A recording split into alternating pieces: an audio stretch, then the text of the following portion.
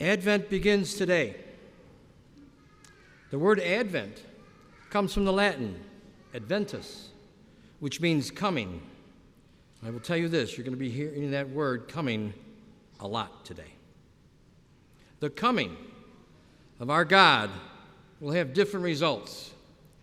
Our first reading envisions the new world order that will be established when the Lord does indeed come.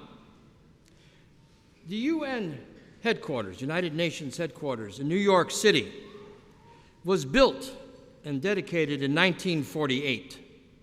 During its construction, the famous quotation from Isaiah chapter 2, verse 4, was inscribed on the wall. Quote, "They shall beat their swords into plowshares and their spears into pruning hooks. Nation shall not lift up sword against nation, neither shall they learn war anymore." This gives us hope that before God comes again, nations will turn their instruments of war into the production of food for all peoples.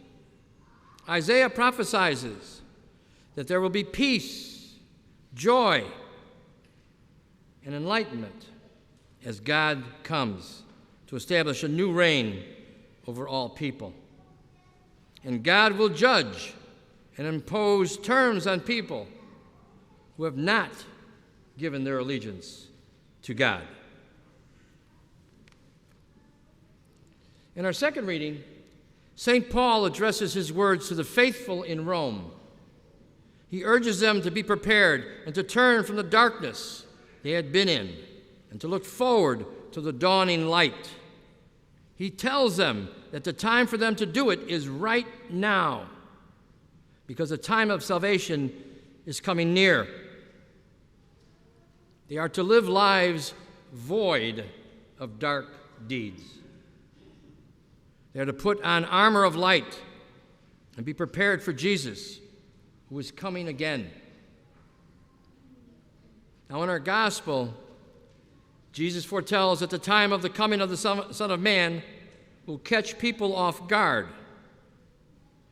Some will be left behind, while others will move on to be with Jesus.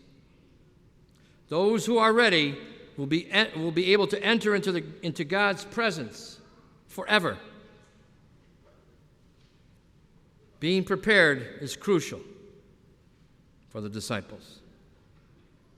Our readings for this first part of Advent reminds us that Jesus is coming not as a baby, as he did 2,000 years ago. This time he is coming to take those who are ready to be into the light of the new world, which has been prepared for us.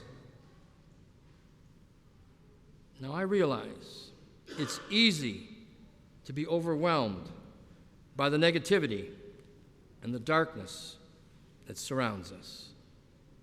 There always seems to be some people and nations fighting with each other. Earlier this fall, in America, tensions between people flared as a result of the midterm elections. The Ukrainian war has made others fearful of the end of the world. Crimes and evil deeds are performed in the darkness. To what is this world coming? The season of Advent reminds us that there will be joy, there will be peace, there will be understanding, there will be hope when Jesus does indeed come. It'll be for those who are prepared for his coming. The challenge of Advent is to be ready for Jesus. We must work to cooperate with the process of turning swords into plowshares. We must be people of the light. Our former deeds of darkness must be left behind. We must put on the armor of light to be clothed in Christ Jesus, or we will be left behind. We cannot put this off until later, We may not have time later.